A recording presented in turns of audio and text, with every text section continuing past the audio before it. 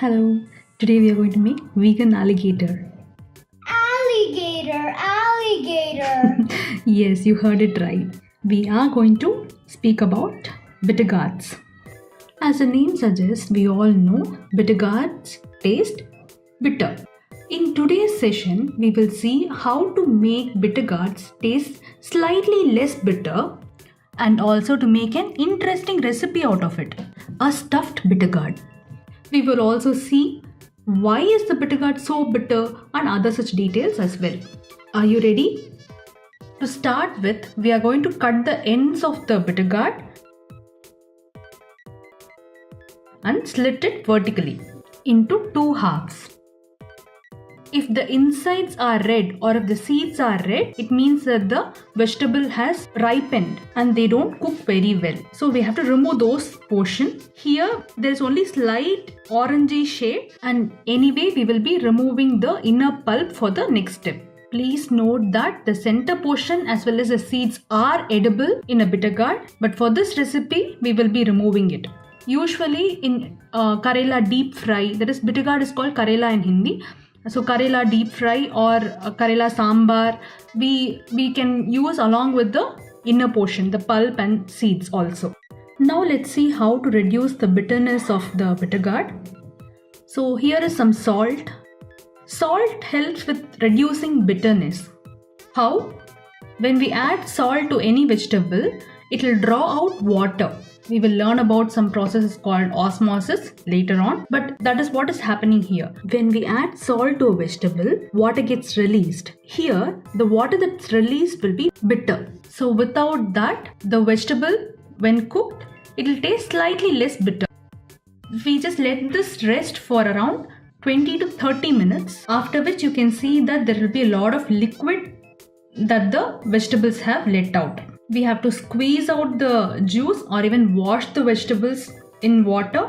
That removes all the excess salt and the bittery juice. That's how we reduce the bitterness. We cannot completely remove the bitterness. That is the nature of the vegetable itself. But we can make it palatable. Bitterness is an acquired taste. That is, it takes some time to get used to the taste.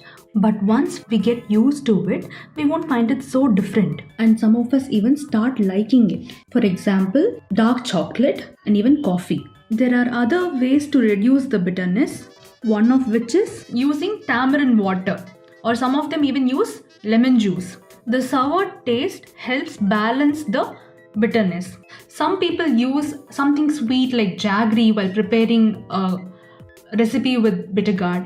Some even do deep frying. Deep frying helps in reducing the bitterness, and also we can use different types of vegetables and other ingredients which will help balance the bitterness.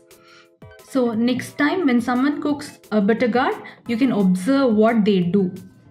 Now let's move on to the next step. Here are the ingredients we'll be using for making a stuffing. 1/4 of a teaspoon of cumin seeds. This is optional. Then we have 1 tablespoon each of coriander seeds, chana dal and tur dal, 2 tablespoons of peanuts, a pinch of turmeric and hing, a small piece of tamarind and some jaggery, and coconut, fresh coconut, and some chili powder. These are only rough measurements. You can adjust as per your taste. We are going to add everything in a blender and blend it. This will be the stuffing. With the same set of ingredients, we can make a sambar. We'll include details in the description box. Now we have blended it. It should be in a spreadable consistency. Please note that we have not added any salt in this mixture. Now back to the bitter gourd. We can wash the vegetable to remove the bittery juice and salt. We have washed this now. So we are going to stuff the masala paste that we have prepared.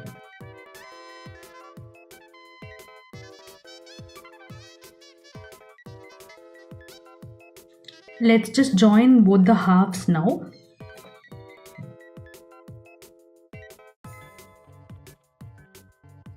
One way of preparing this would be to tie the two halves with a cotton thread to hold together and deep fry this as a whole. Today we are not going to deep fry this, we'll be baking this in the oven. And instead of threads, we'll use these toothpicks, or we can also use skewers. Just for the two halves to hold together.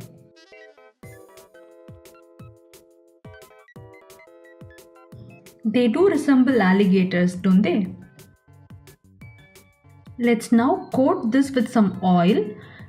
Please note that I have not added any salt in the stuffing, so I'm just adding a bit of salt here.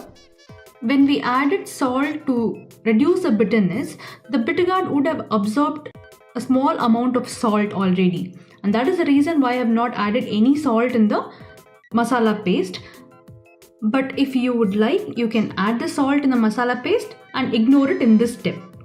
Next step would be to bake this in the oven. We can bake at 200 degrees Celsius for 30 minutes. Now it's ready to be served with rice or rotis. With that, we move on to the next part of today's session. Why is bitter gourd so bitter? Well, you guessed it right. Science, of course. So, bitter gourd has a lot of naturally occurring organic chemicals which are responsible for the bitterness. There are several natural chemicals in it, but the most common ones which give bitterness are alkaloids and saponins. They are naturally produced by the plant to repel any kind of insects and other microorganisms from affecting the plant. Sounds familiar? Yes, we did come across a similar function in our session on spices. Back to the bitter gourd. Bitter gourd's scientific name is Momordica charantia. There are two key chemical compounds, momordicine and charantin. These two are primarily responsible for giving the bitter taste. At the same time, these two, along with various other chemical compounds present in the vegetable, are responsible for giving an anti-diabetic effect. That is, bitter gourd helps control diabetes naturally. Not just diabetes, it is also said to have anti-cancer, antiviral, anti-inflammatory properties. It also has antioxidant properties. Overall, it is said to improve a person's immunity itself.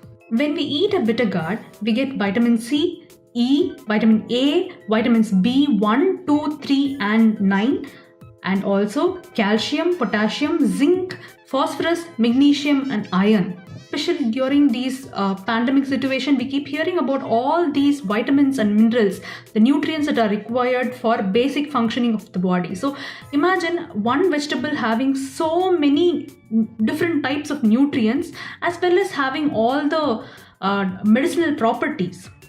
Several research are still going on to understand the hundreds of natural chemicals that are present in the vegetable and how they can be beneficial to human health. So, is it a magic vegetable? Maybe, but we can call it a medicinal vegetable. So friends, would you like to try it out? Please do try it out and let us know. Further information can be found in the description box below. That brings us to the end of today's session. Hope it was helpful. Thank you. Goodbye. See you in the next session.